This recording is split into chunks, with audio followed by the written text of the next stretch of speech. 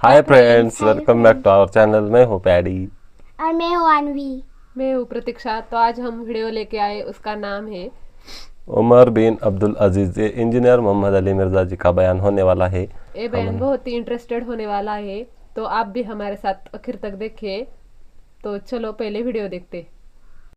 बहरहाल ये हज्जाज इब्न यूसुफ की फिर अखीर बड़ी बुरी हुई है ना, यानी ये फिर बाद में वलीद इब्न अब्दुल मलक बना, अब्दुल मलक बिन मरवान का बेटा खलीफा। और उसी दौरान वलीद ने ये मुहिम चलानी शुरू की कि क्योंकि इसके बाप ने वसीयत की थी कि मेरे मरने के बाद मेरा बेटा वलीद बनेगा, उसके बाद उसका छोटा भाई सुलेमान बिन अब्दुल मलक बनेगा। तो इसने ये मुहिम चलाई कि नहीं, मेरा भाई नहीं बनेगा, मेरे मरने के बाद मेरा बेटा क्यों ना बने। ये तहरीक उसने चलाई। जब ये तहरीक चलाई ना, तो सारे गवर्नर, आपको पता लाई लाग होते हैं, सारे मान गए। एक गवर्नर ऐसा था जिसने कहा कि नहीं, वो उमर बिन अब्दुल अजीज थे, मदीना शरीफ के गवर्नर उमर बिन अब्दुल अजीज रहिमहुल्लाह ताला। वो बहनोई भी थे इसके वलीद के। मरवान के दो बेटे थे, एक अब्दुल मलक और एक अब्दुल अजीज। अब्दुल अजीज का बेटा उमर बिन अब्दुल अजीज है, ये भी मरवान की औलाद है। लेकिन देख लें, और इसीलिए हम कहते हैं ना, आले उमैया में उमर बिन अब्दुल अजीज। मौलाना तारिक जमीर साहब को मैं कहता हूं ना, आले उमैया में उमर बिन अब्दुल अजीज। ठीक है, आप समझ आए क्यों कहते हैं। तो उमर बिन अब्दुल अजीज ने मुखालफत कर दी। उन्होंने कहा ना।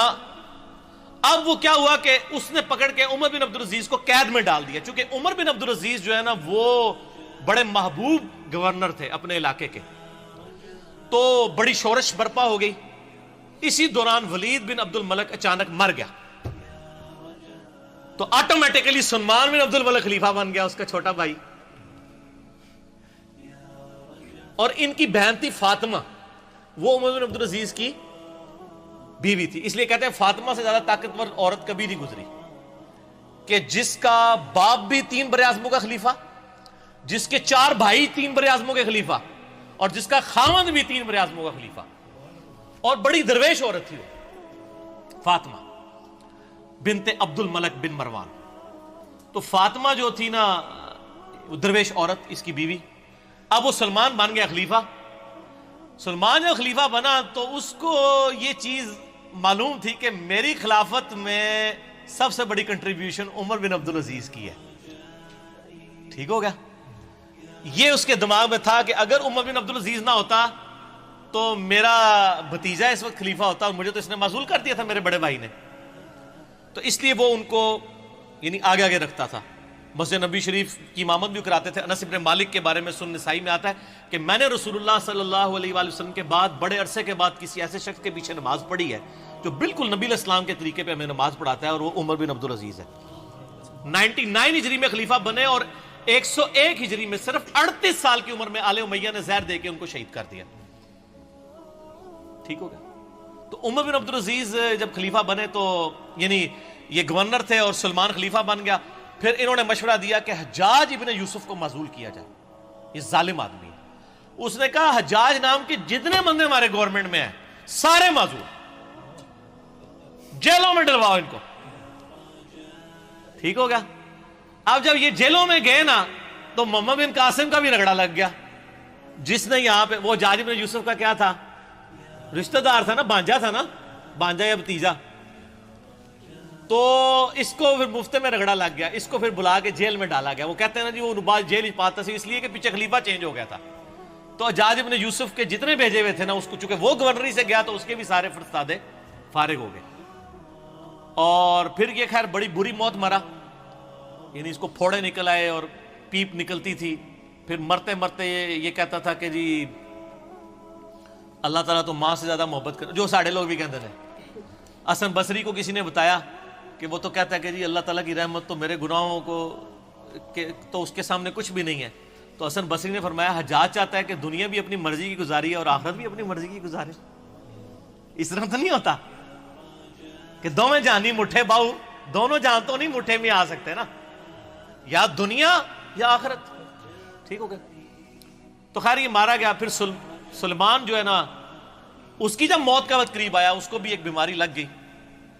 तो उसने इरादा किया कि अपने छोटे 2 भाइयों को खिलाफत के लिए नामजद करे। तो उसका एक असिस्टेंट था, रिजा उसका नाम था। بڑا نیک تھا وہ. اس نے کہا کہ اگر تو میری ماننا تو عمر بن عبدالعزیز کو خلیفہ بنا دے. اس نے کہا کہ یہ تو میرے بھائی اس کو مار دیں گے, مانیں گے نہیں. اس نے کہا نہیں, ان کا علاج ہے میرے پاس, دیکھ تو اگر خلیفہ بنا تو اس کی وجہ سے بنا ہے. عمر بن عبدالعزیز حادثاتی طور پہ جو ہے نا وہ خلیفہ بن گئے تھے, ورنہ ان کو کس نے بنانا تھا اتنے نیک آدمی کو. ان کا یار اس طرح کر کہ تو نا ایک بند وصیت لکھ کے اس کو سیل کر دے, اور کہہ کہ اس سیل کے اوپر بیعت لو کہ نیکسٹ خلیفہ کون ہے, اور جو بیعت نہیں کرے گا اس کو قتل کر دیا جائے گا. اور تو لکھ دے کہ عمر بن عبدالعزیز تیرے بعد خلیفہ ہے, اور اس کے بعد تو لکھ دے کہ عمر بن عبدالعزیز کے بعد میرا جو بھائی چھوٹا ہے یزید اور اشام وہ خلیفہ ہے. تو ان کو بھی امید لگ جائے گی چلو 80-60 باری بھی آ جائے گی. یہ لکھ کے نا جناب سیل کر دی گئی. اب سیل لے کے جب باہر آئی میدان جنگ میں, خیمے سے باہر نکلے اور کہا جی امیر المومنین نے اپنا سکسیسر مقرر کر دیا ہے, اس کے اندر اس کا نام ہے, تو بیعت کرو بند پہ. وہ بھائی آگے لالچی, انہوں نے کہا نا کھول کے پڑھ ساڑا نام لکھے کہ نہیں. انہوں نے کہا میں کہنا تھوڑا نام لکھے, نام تو لکھے سی لیکن یہ نہیں پتا کہ کیڑے نمبر تے لکھے ہے. ٹھیک ہو گیا. اور دوسری طرف عمر بن عبدالعزیز آگے کہتے ہیں رجا مجھے بتا دے کہیں میرا نام تو نہیں لکھ دیا, ورنہ میں جنگلوں میں چلا جاؤں, میں خلافت کا بار نہیں اٹھا سکتا. ٹھیک ہو, یہ آپ اپروچ کا فرق دیکھ لیں. تو رجا کہتا ہے میں نے زندگی میں ایک ہی جھوٹ بولا ہے, نہ اس سے پہلے نہ اس کے بعد, وہ یہ تھا کہ میں نے کہا عمر تیرا نام نہیں ہے بیچ میں, کیونکہ مجھے خطرہ تھا کہ یہ چھوڑ دیں گے اور مسلمان ایسے حکمران سے محروم نہ ہو جائیں. کہتے ہیں جب وصیت کھولی گئی, جب پڑھ کے سنائے گی عمر بن عبدالعزیز, تو عمر بن عبدالعزیز جو ہے وہ بے ہوش ہو کے گر پڑے. 2 بندوں کے سہارے, ایک 35 سال کا نوجوان 2 بندوں کے سہارے لا کے منبر تک لایا گیا پہلا خطاب کرنے کے لیے, اور آل امیہ کے چہرے لٹک گئے. لیکن جب پڑھا کہ ان کے مرنے کے بعد وہ بھی بنیں گے تو ان کو امید لگ گئی. ان کا چلو ٹھیک ہے ساڈا یار بہنوئی ہے نا 100 کرو, کیڑا باہر دا بندہ ہے. ٹھیک ہو گیا.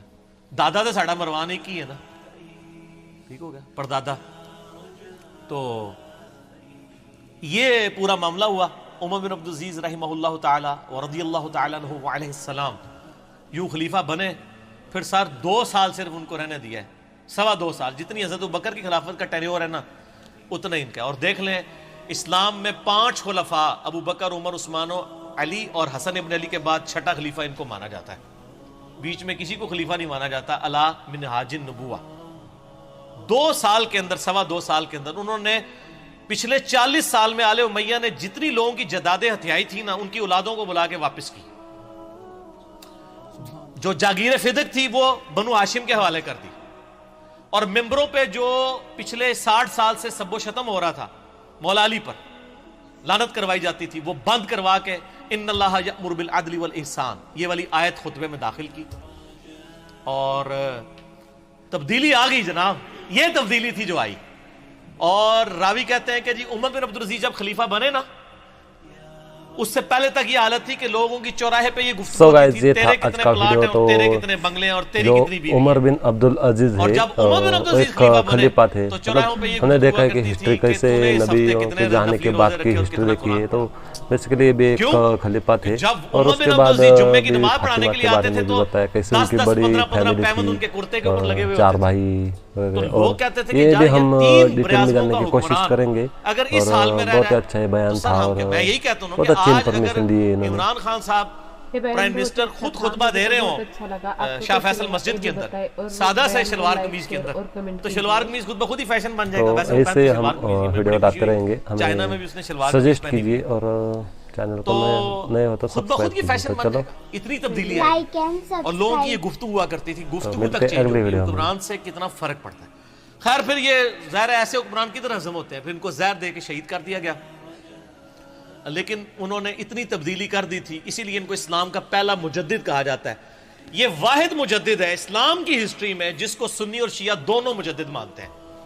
اس کے بعد کسی مجدد پہ متفق نہیں ہے سوائے امام مہدی 12ویں مجدد کے, 12ویں خلیفہ کے. یہ ہیں وہ شخص عمر بن عبدالعزیز. چونکہ حجاج ابن یوسف کی بات تھی تو حجاج ابن یوسف کا انجام بھی بتانا تھا, اس کے ساتھ یہ ساری چیزیں جڑی ہوئی تھی. تو میں نے بتا دی اس لیے.